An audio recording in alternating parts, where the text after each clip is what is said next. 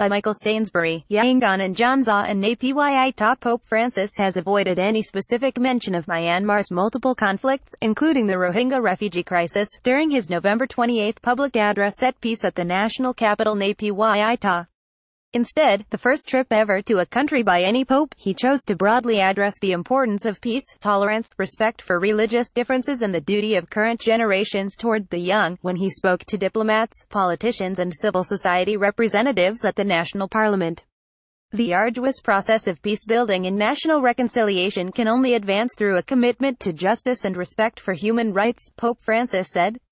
Religious differences need not be a source of division and distrust, but rather a force for unity, forgiveness, tolerance and wise nation-building. The future of Myanmar must be peace, a peace based on respect for the dignity and rights of each member of society, respect for each ethnic group and its identity, respect for the rule of law, and respect for a democratic order that enables each individual and every group, none excluded, to offer its legitimate contribution to the common good.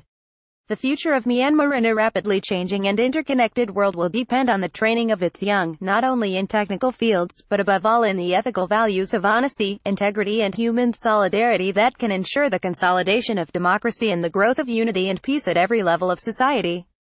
Human rights groups expressed disappointment that the pontiff had remained silent about the Rohingya tragedy, which has seen 620,000 people flood into neighboring Bangladesh with stories of murder, rape, pillage and property destruction by the Myanmar military.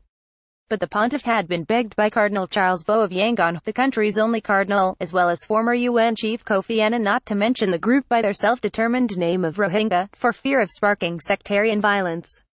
Rohingya is a term that majority of Myanmar's people now shun in favor of Bengali or civilian leader Aung San Suu Kyi says, Rakhine Muslims while referring to their home state and religion.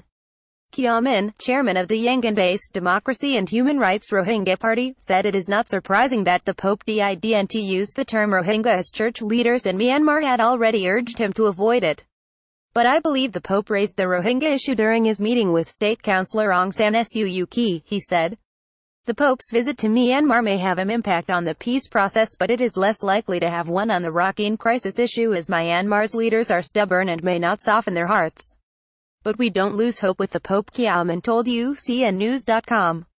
UCAN Executive Director Father Michael Kelly, S.J., like the Pope a Jesuit, said it was unsurprisingly there was nothing explicit about the thing people were wondering if he would speak about while he was here.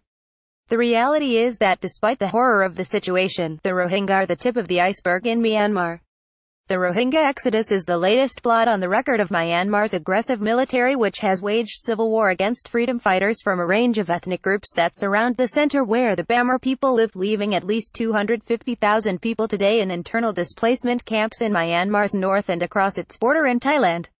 Father Kelly said that, in his repeated references to tolerance and justice, there was a typically coded message from the Pope about the present crisis, but added, what can people expect? He's not from Myanmar, he is a visitor to the country, the head of state of a sovereign country, and Catholics account for less than 1% of the population. The pontiff was introduced by Suu Kyi following a private meeting between the two, who also met in Rome in May, where the idea that Pope Francis might travel to the strife-torn country was considered.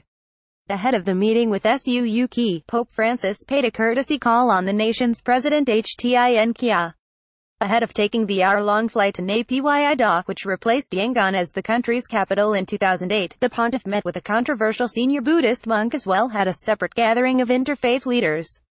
On the morning of November 29, he will celebrate an open-air mass in Yangon with at least 40 other priests, bishops and cardinals. About 200,000 people are expected to attend. Did you find this article informative? Please consider contributing to Eurasia Review, as we are truly independent and do not receive financial support from any institution, corporation or organization.